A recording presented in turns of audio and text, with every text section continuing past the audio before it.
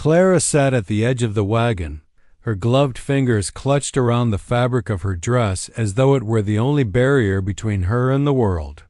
The prairie wind pressed against her cheeks, whipping strands of pale hair free from her bonnet, but she didn't lift a hand to tame them. She liked the wind that way, wild, uncatchable, merciless in its honesty. It did not lie about who it was.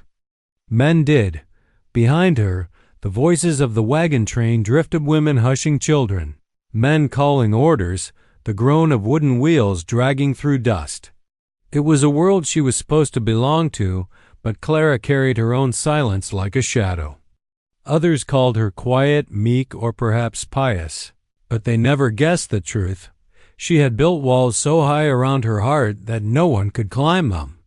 Not anymore. Her dress was heavy for summer, layers of fabric chosen not for fashion but for concealment. Each button was fastened to the throat, every cuff snug at the wrist. She wore it as armor. When she walked among the other settlers, she heard whispers. Some thought her vain for dressing too fine for the trail. Others wondered if she was hiding some disfigurement. None of them were entirely wrong. Beneath the stiff bodice, beneath the starch and thread, the marks of her past burned like brands. Scars that no one was meant to see, scars she prayed would never again be uncovered by unworthy hands. At night, when the fires burned low and laughter softened into drowsy murmurs, Clara lay awake staring at the canvas ceiling of her tent. Sleep did not come easily. It rarely did. Too many memories stalked her dreams. A locked door, a rough grip, a voice that once whispered tender promises but later hissed cruel commands. She had escaped that life, by flight, by desperate courage, but escape was not the same as freedom. Freedom demanded healing, and healing demanded trust. Trust was something Clara had buried deep, in a grave alongside her innocence. The others in the caravan thought she sought a new life in the Western Territories, a chance to homestead and start afresh. That was partly true. But Clara's deeper purpose was simpler: distance. She needed miles of land between herself and the place where her scars had been carved, where her cries had been silenced. The wilderness, untamed and fierce, seemed safer to her than the drawing rooms and parlors of her past. As the caravan moved west, day after day, Clara found herself caught between exhaustion and vigilance. The endless horizon stretched like an undime ocean of grass, and yet she never felt small in it. She felt hunted. Every sound, the howl of coyotes, the whistle of wind through dry brush, the snap of wagon wheels seemed sharpened against her nerves. She had trained herself to be ready, always ready. And though she tried to blend into the group, she often wandered to the edges, preferring solitude to the company of kind but curious strangers. Children would sometimes skip toward her, offering smiles, holding up wildflowers or pebbles they thought treasures. Clara would smile back faintly and thank them with the soft murmur of someone who wanted to be left unexamined. Her heart ached when she saw their innocence, an ache both tender and unbearable. She had once been like them, unscarred, unguarded. She had once trusted too easily. On the fourth week of the journey, the trail grew harsher. Supplies thinned. Faces hardened with dust and fatigue. Yet Clara still kept her dress as immaculate as she could, scrubbing hems, mending seams, keeping it fastened high. No matter the heat, she would not bare her skin. Some part of her feared that if she ever loosened those knots, her secrets would spill into the world and she would never gather them back again. But the prairie was not interested in her secrets. The prairie was indifferent, stretching wide under an enormous sky, demanding only endurance. At dusk, as the sun sank red over the horizon and painted the land in shadows, Clara sometimes whispered prayers into her shawl, not prayers for comfort or even for safety. Prayers for strength. Prayers that she could hold herself together one more day, one more mile, without shattering. She did not yet know that strength alone would not save her. She did not yet know that soon, when the trail grew dangerous and the fragile order of the caravan was torn apart, she would meet someone who would see beyond the dress, beyond the armor, beyond the scars she feared. But for now, she only knew the silence of her own heart and the weight of fabric she dared not shed. The prairie did not break with warning. It split in violence. It happened on a morning that began like all others, dusty, slow, with the caravan rumbling forward under a sun already merciless by mid-morning. Clara had risen early, brushing her hair smooth and binding it tightly, as if neatness itself could keep the world orderly. She clutched her satchel of small belongings, the only thing she owned that still connected her to her past, a hymn book, a locket with a faded miniature portrait, and scraps of ribbon from a childhood long gone. Then came the thunder of hooves. At first, she thought it was a storm rolling over the horizon, but storms did not scream. Storms did not carry war cries that sent blood pounding into the throat. The raiders descended on the train like shadows with teeth, and chaos followed, men shouting, women shrieking, wagons overturning, and clouds of dust.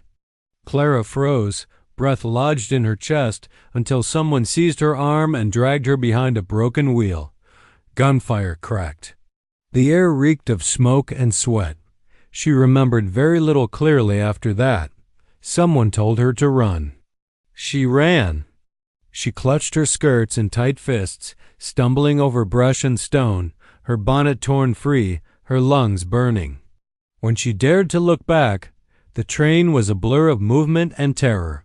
Her companions scattered like frightened quail. By the time the prairie fell silent again, Clara was alone.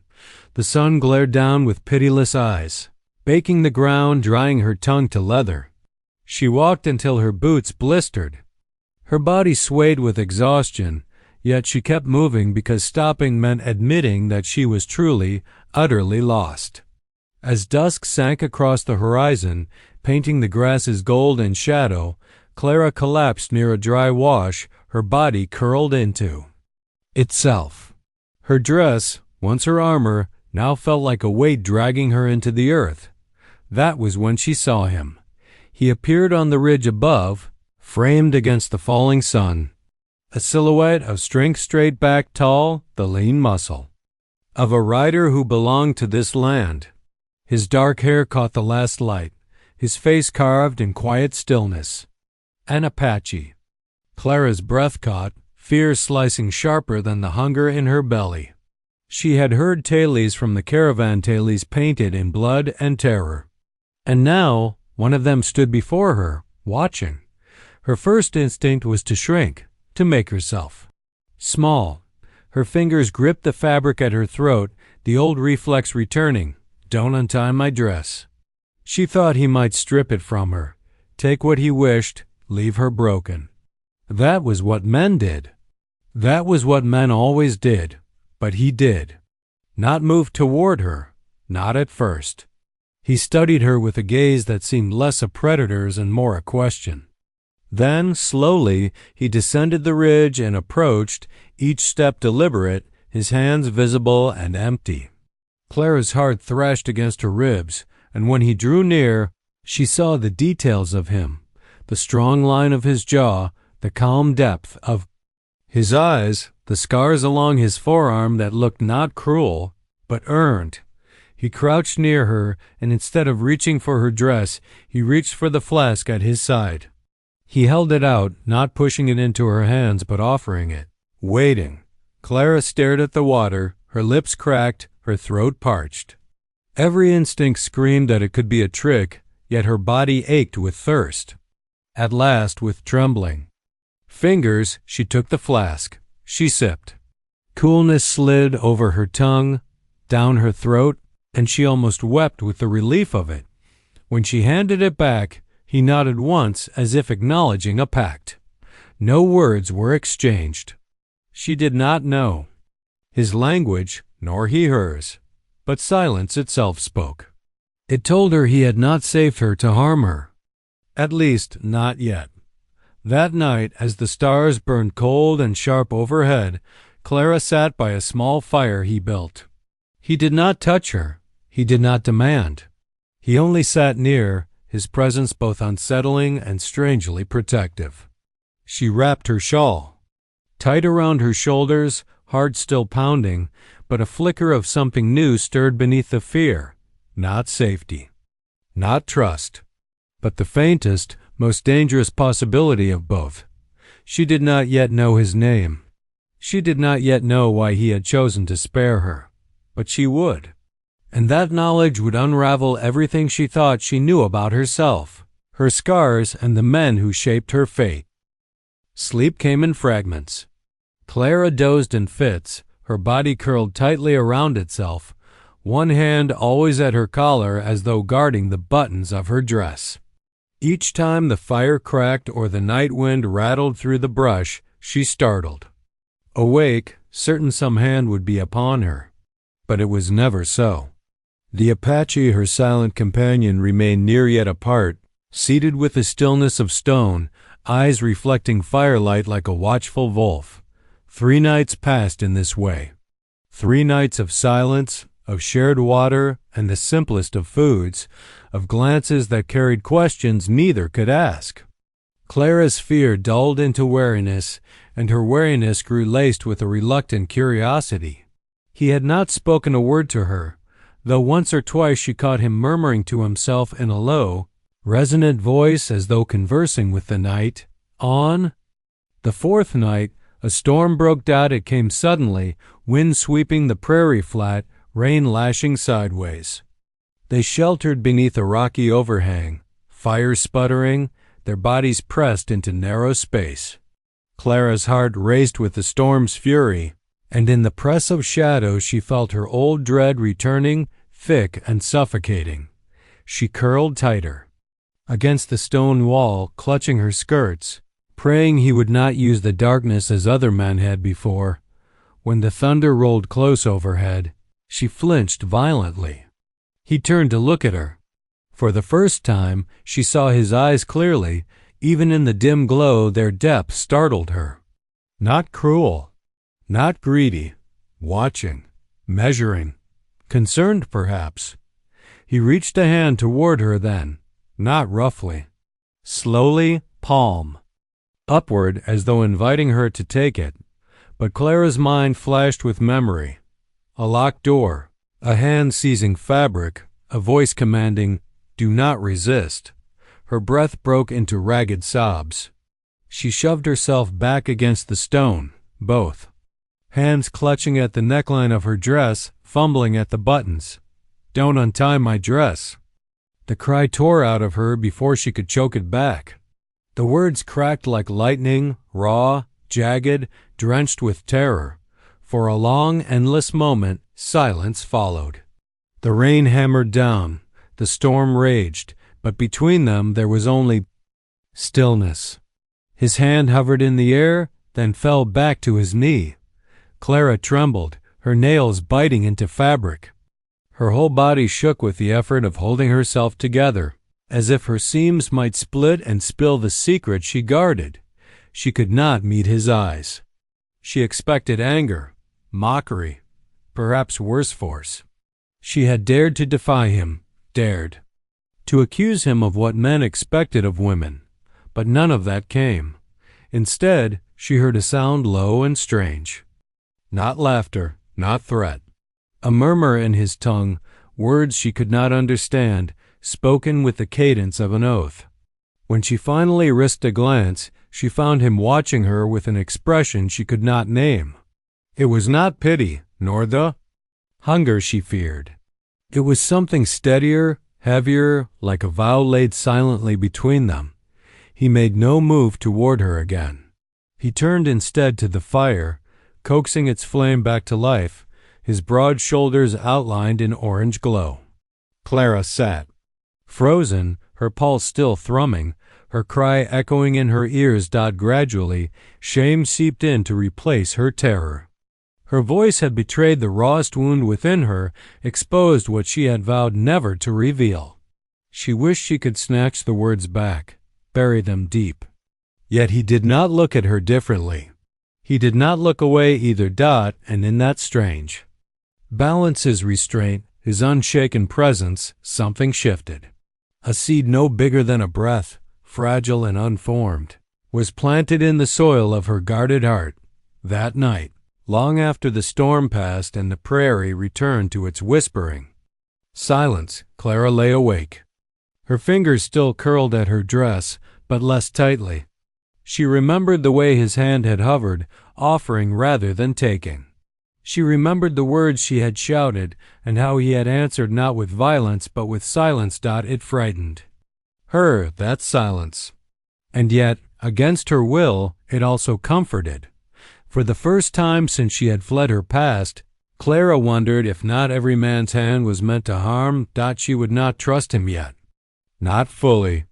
But the first stone in her wall had cracked. Morning broke with a fragile calm, as if the prairie itself had exhausted its fury in the storm.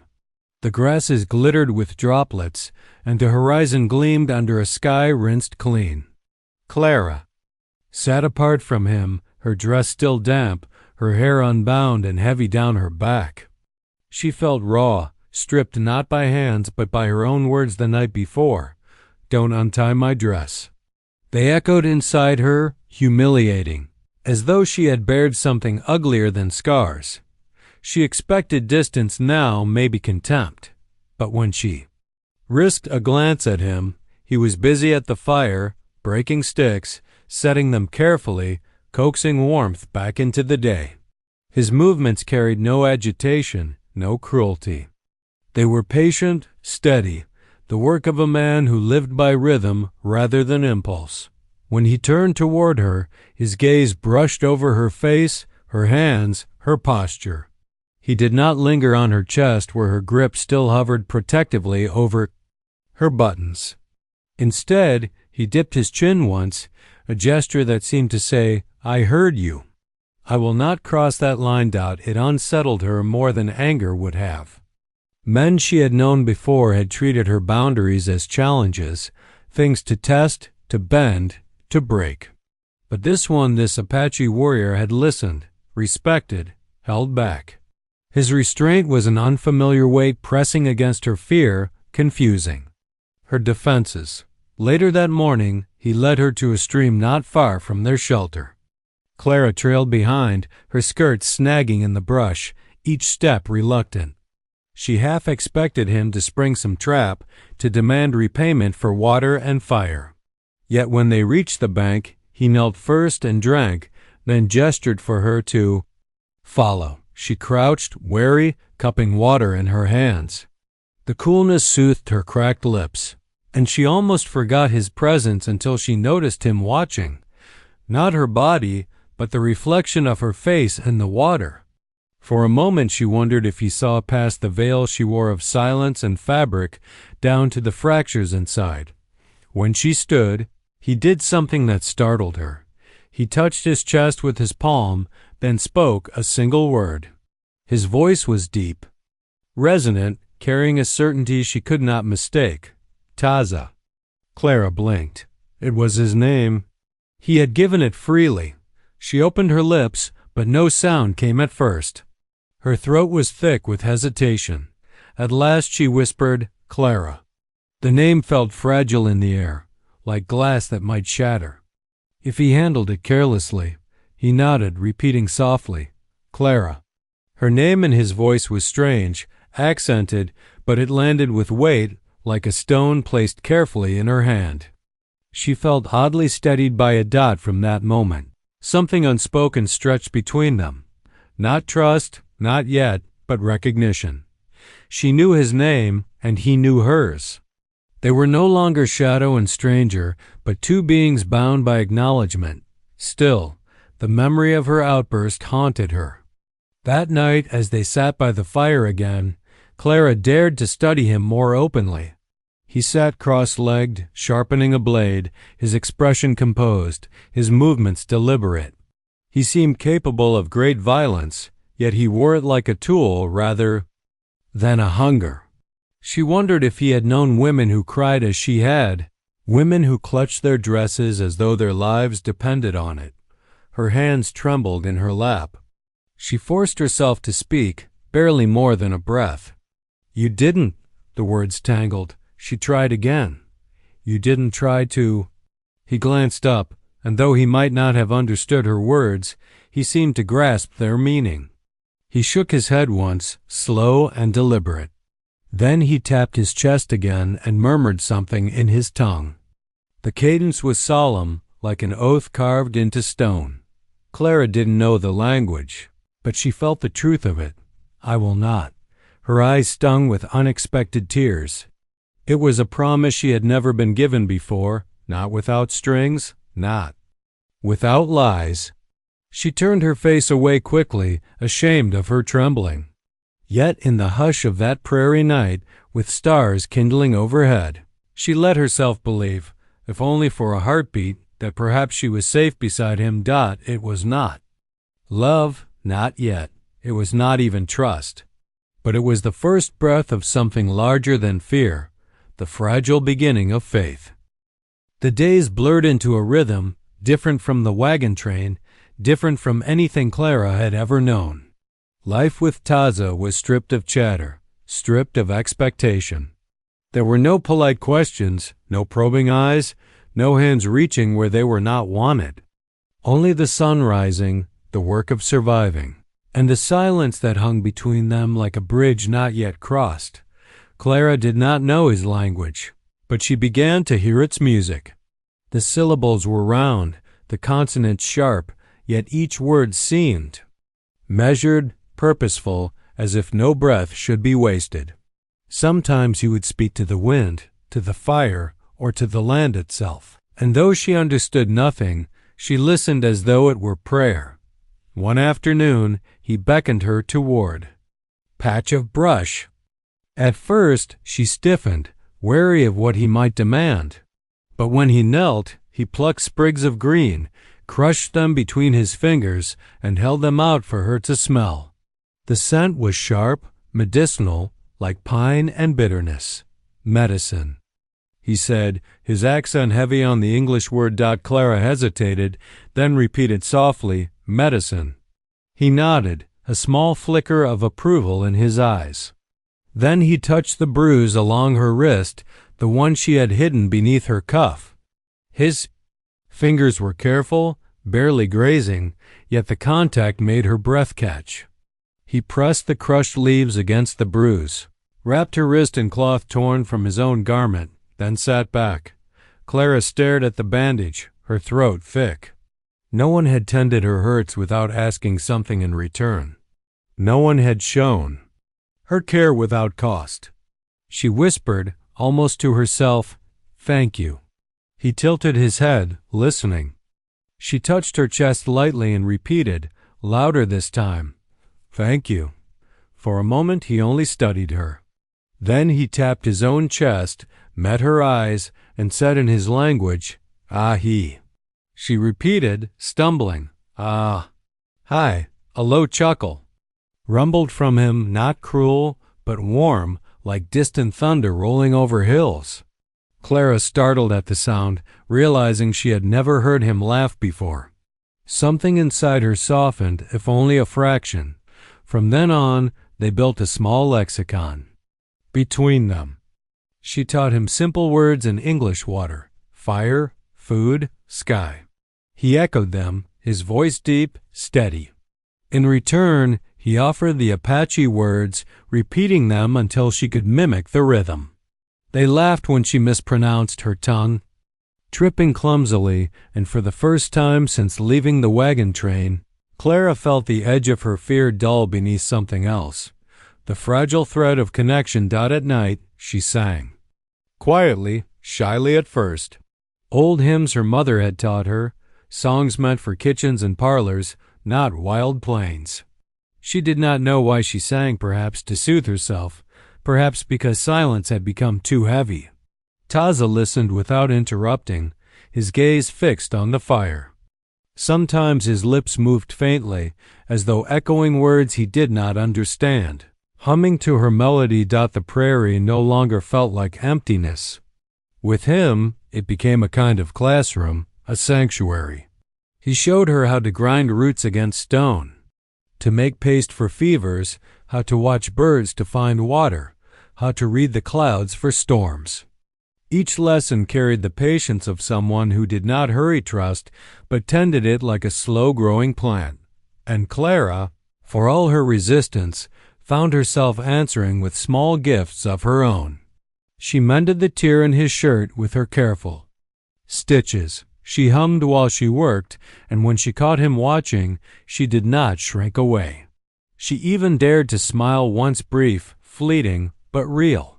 Her scars remained hidden beneath fabric, but for the first time she began to wonder if hiding them was the only way to live. His eyes never sought what she concealed. Instead, he saw her hands learning, her voice singing, her laughter stumbling through new words. She did not trust him fully. Not yet, but in the slow exchange of words and care, Clara felt a truth settling. Deep in her bones, healing did not come only from solitude. It came in the language of being seen, and in the gentleness of not being forced out. It began with a fever. Clara had grown accustomed to the rhythm of her days gathering wood, learning Taza's words, singing in the evenings when courage found her, but her body betrayed her without warning. It started as a chill in her bones, a trembling she couldn't will away. By nightfall her skin burned, her lips cracked, and every breath rasped like fire. She tried to hide it, of course. She had always hidden weakness as fiercely as she hid her scars. But Taza saw the way her hand shook, the way she struggled to lift the water gourd.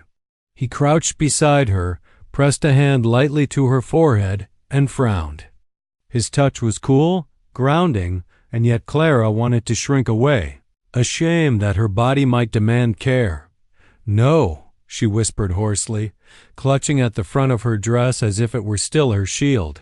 "I'm fine." But her knees buckled, and the world tilted sideways. When she woke, it was night again.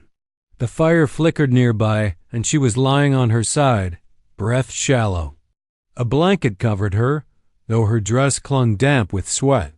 Her head pounded, her body trembled with heat, and she realized dimly that she could not breathe fully, not with the fabric tight around her chest. She tried to loosen the buttons herself, but her fingers fumbled uselessly. When she looked up, Taza was there, kneeling close. His face was set in calm determination, but his eyes held a question.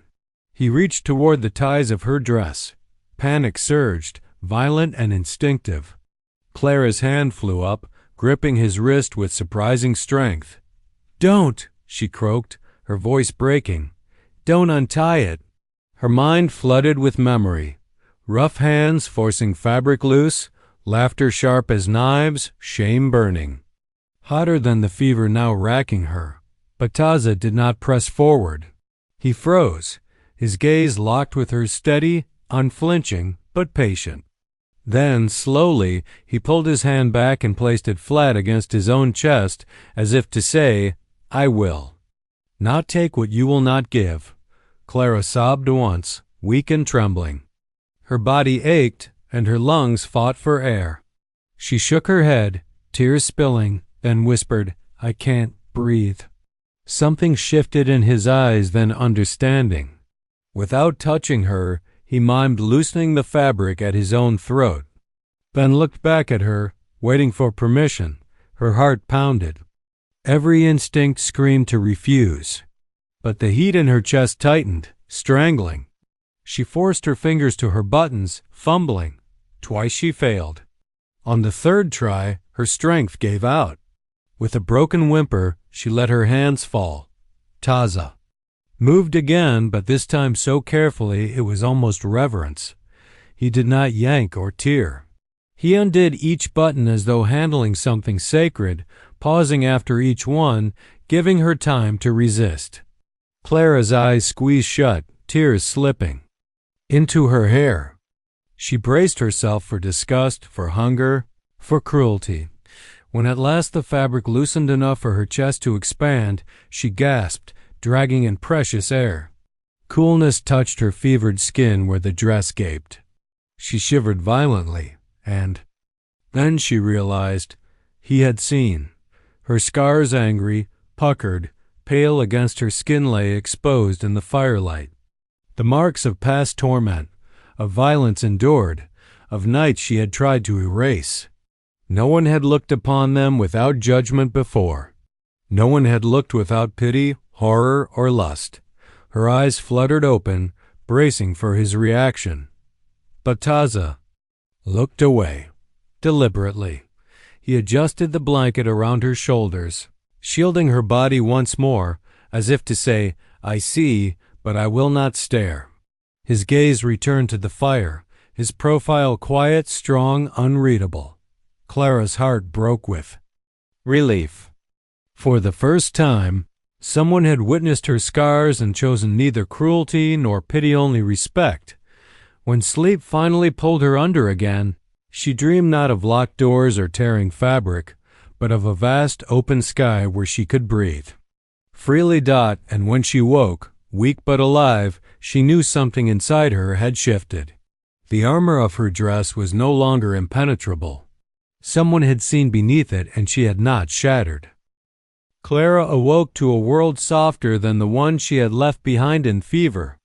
The storm inside her body had broken, leaving only weakness in its place. Her head felt clearer, though her limbs trembled as if she had been hollowed out. She blinked against the morning sun, filtering through grasses, and found Taza crouched a short distance away, grinding something with a stone. He noticed her stirring and rose, carrying a small clay bowl. The smell was sharp, earthy, bitter.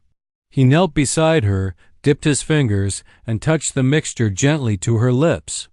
Clara wrinkled her nose, instinctively pulling back.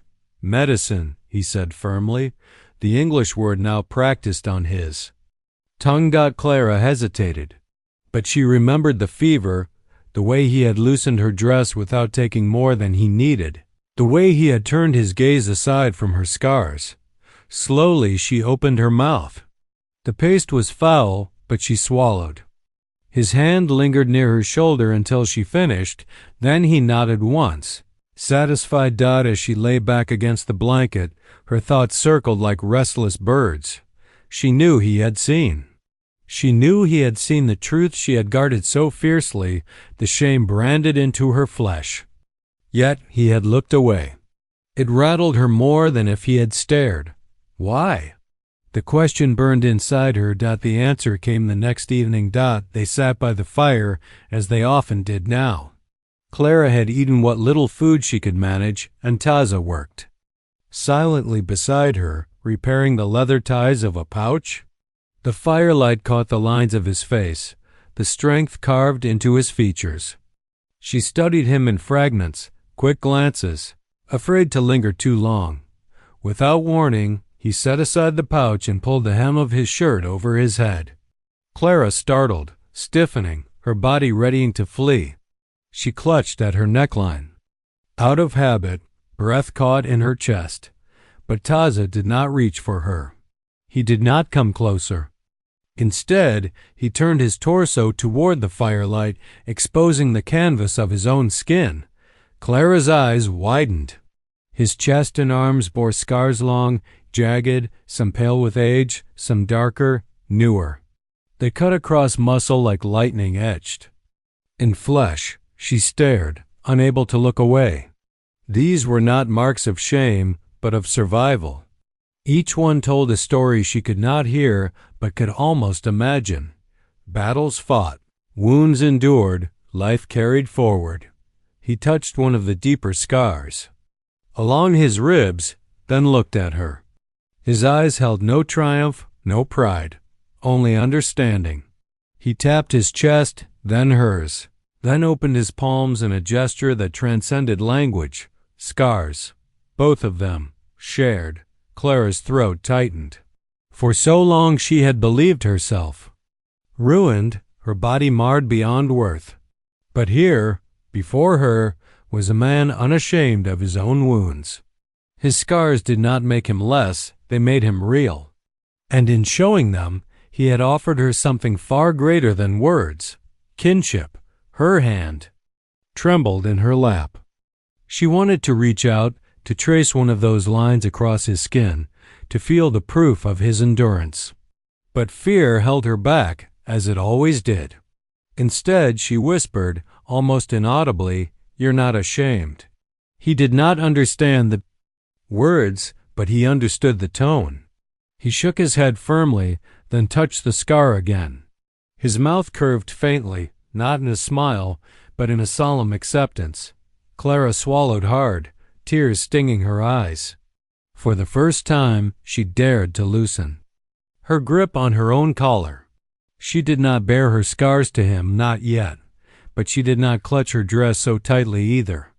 And in that small gesture, she felt as though a door had cracked open inside her, letting light in where only darkness had been. The fire popped, sending sparks into the night. Taza pulled his shirt back over his head and returned to his work as though nothing had happened. But Clara sat silently, her heart pounding with a revelation that shook her deeper than fever or fear. She was not alone in her brokeness. And perhaps, just perhaps, her scars were not the end of her story, but the beginning of a new one. The prairie had not grown softer. It remained as wild, as vast, as unforgiving as ever. But something in Clara had begun to change. Where before she walked the grasslands with her head bent, her steps timid, she now found herself standing taller, her gaze lifting toward the horizon. The sky no longer seemed endless in its emptiness. It seemed endless in its invitation. Each day with Taza became a lesson. At first she resisted, clinging to the helplessness that had long defined her. But he was patient. He showed her how to notch an arrow and pull the bowstring tight, how to let the breath steady her hand before releasing. The first time she struck the rough target he had set, a piece of bark propped against a rock. She startled at the solid thud of the arrow. Sinking home, she turned to him, eyes wide. He did not clap or cheer, only gave a single nod of approval. But the quiet pride in his gaze was worth more than 100 shouts. Clara felt her chest swell with something unfamiliar. Not fear, not shame, but strength. Other days he taught her how to track. He crouched low in the grass, pointing at faint impressions in the dirt. She squinted, seeing nothing at first. But under his guidance she learned to notice the bent stem of a weed, the faint print of hooves, the broken line of grass showing where an animal had passed. It was as if he were teaching her to read the land itself, and for the first time Clara discovered that she could dot in return. She offered small pieces of herself. She sewed a pouch for his herbs, sturdy and neat, and when he accepted it with a solemn incline of his head, she felt the same warmth that had lit her when her father once praised her childhood stitches. She began to sing more often, softer, freer, sometimes weaving nonsense lyrics from the words he had taught her. When she laughed at her own clumsy songs, Taza's mouth would curve faintly, almost hidden, but she caught it and cherished it. The dress still weighed heavy on her shoulders, but she no longer clutched it constantly. She found herself loosening the collar in the heat of the day, not fully but enough to breathe easier. The first time she did, she froze, expecting his eyes to dart to the scars she still kept hidden. But he did not look. He kept his gaze on the horizon as though granting her the dignity of choice. That respect became its own kind of freedom. One evening, after a long day of walking, they came to a ridge where the land fell away into a valley shimmering with golden light. Clara paused, breathless at the sight. She had never seen so much. Beauty untouched by walls, by roofs, by rules. The air was clean, the silence vast. She spread her arms without thinking, letting the wind push against her palms. Lifting her hair, Taza watched her. When she lowered her arms, embarrassed, she found him still looking, not with hunger, not with pity, but with something steady, something like recognition. As if he saw in her the same fierce, surviving spirit he carried in himself. That night, As they sat by the fire, Clara realized she no longer dreaded sleep. For the first time in years, she felt safe enough to rest. She dreamed not of locked doors and torn fabric, but of open skies, of running freely across endless fields with the wind at her back. She woke before dawn and found herself humming. The melody rose unbidden, light and clear in the hush of morning. Taza stirred, glanced at her, and though he said nothing, his eyes softened. She thought she saw pride there, not the kind that claimed ownership, but the kind that celebrated survival. It was then Clara understood. Strength was not only in hiding scars or enduring silence. Strength was in choosing to live again, to laugh, to learn to lift her face toward the sky and claim it as her own. And with Taza beside her, silent, steady, unyielding, she began to believe she could. They found her again on a bright afternoon. For weeks Clara had almost forgotten the world she had left behind. The caravan felt like a distant dream, muffled by prairie winds and softened by the rhythm she had fallen into with Taza, but the past had a way of clawing back, and it came on the thundering hooves of soldiers. She heard them before she saw them, metal jingling, horses snorting, men's voices calling out in English. Her heart jolted. She turned, eyes wide, and saw 3 riders cresting the ridge, there. Uniforms dusty but unmistakable. U.S. cavalry. Taza stiffened instantly. His hand went to the knife at his belt, but Clara touched his arm, whispering, "Wait." Her voice trembled. The men spotted her, their expression shifting from surprise to relief. "Miss," one shouted as he dismounted, "you're alive." "We thought the raiders had taken everyone." Clara swallowed hard. She recognized their kind, stern faces, boots caked with dust, the air of men used to being obeyed. Once, their presence might have meant safety. Now she wasn't so sure. The soldier approached, giving her a quick, appraising look. His eyes lingered on her torn hem, her unbound hair, then darted suspiciously to Taza, who stood a few paces behind her, silent and still as stone. "Are you all right, ma'am?" the soldier asked. "Did he hurt you?" Clara opened her mouth, then closed it again. She looked at Taza, at the man who had offered water when she was dying of thirst, who had respected her cry of "Don't untie my dress," who had tended her fever without taking what he could have taken. Hurt her? No. He had done the opposite. But the soldier's hand rested on his pistol, his posture ready for violence. One word from Clara, one nod, and they would kill Taza without hesitation. She felt the world split beneath her feet. On one side, the life she had fled but still belonged to by birth. The world of parlors and polite rules, of wagons and uniforms and men who asked questions but did not always listen to answers. A world that promised safety yet had failed her before. On the other side, the wilderness. The man who had taught her to find food in the earth, to read clouds, to steady her hands on a bough. The one who had seen her scars and turned his eyes away in reverence, not disgust. A world without guarantees, but with truth. "Miss," the soldier prompted, "step away from him. We'll take you back." Her hand shook. She pressed them together at her waist, trying to steady herself. Her dress felt heavy again, that old armor weighing down her chest. For a moment, the familiar urge returned. Hide, obey, disappear back into silence. But then she remembered the valley where she had spread her arms to the wind, the arrow striking the bark. The way Taza had spoken her name like it belonged to her alone. The way he had bared his scars so she would not feel alone in hers. Slowly, Clara lifted her chin. "He hasn't hurt me," she said, her voice clear despite its tremor. "He saved me." The soldiers exchanged uneasy glances. One muttered, "Saved her, eh? More likely he kept her for himself." Clara's pulse raced, but she stepped closer to Taza, placing herself between him and the men. "No," she said firmly. "You don't understand. You never will." The leader frowned, clearly unsettled by her defiance.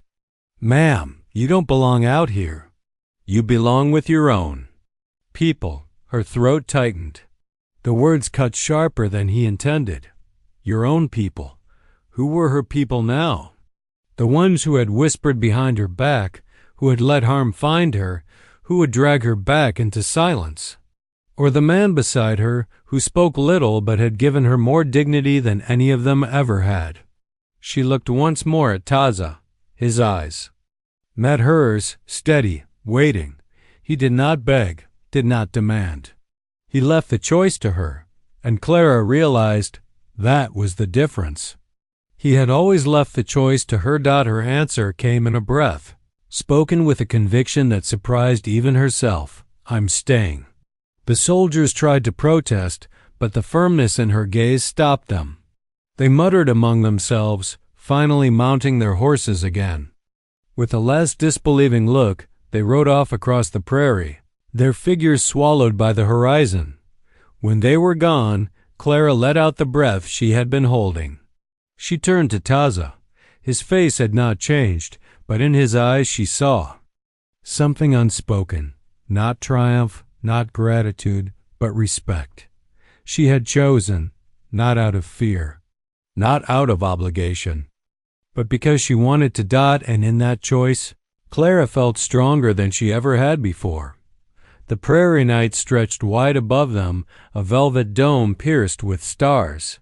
The soldiers were gone, their voices and hoofbeats long since swallowed by the silence of the land. Only the fire crackled between Clara and Taza, glowing embers sending sparks upward like tiny fragments of the heavens. Clara sat with her knees drawn close, her hands wrapped around them.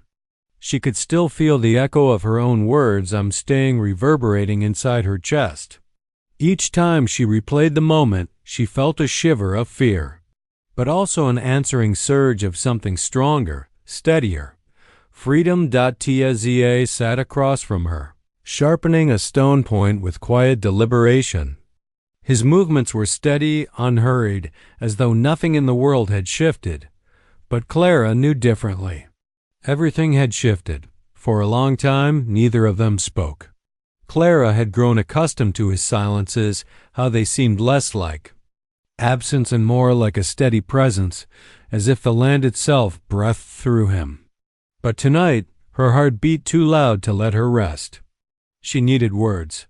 "Taza," she said softly. He lifted his gaze. The firelight caught in his eyes, deep and watchful. She hesitated, her voice catching. "All this time, you've given me choice. When I was afraid, you stepped back. When I was weak, you carried me. You saw," her throat tightened. "You saw what I am, and you didn't turn away." His expression did not change, but something softened at the edges. He set down the stone and the blade, folding his hands over his knees, waiting. Clara's fingers fumbled at the collar of her dress. That old instinct screamed at her to stop, to clutch the fabric tighter, to keep her secrets buried in shadow. But she pressed past it. Slowly, deliberately, she loosened the ties. The neckline fell open just enough for the firelight to kiss the skin she had always hidden. The scars were visible, now ragged, pale, cruel reminders of pain endured. Clara's breath quickened as she waited for his reaction. Shame clawed at her, threatening to drag her under.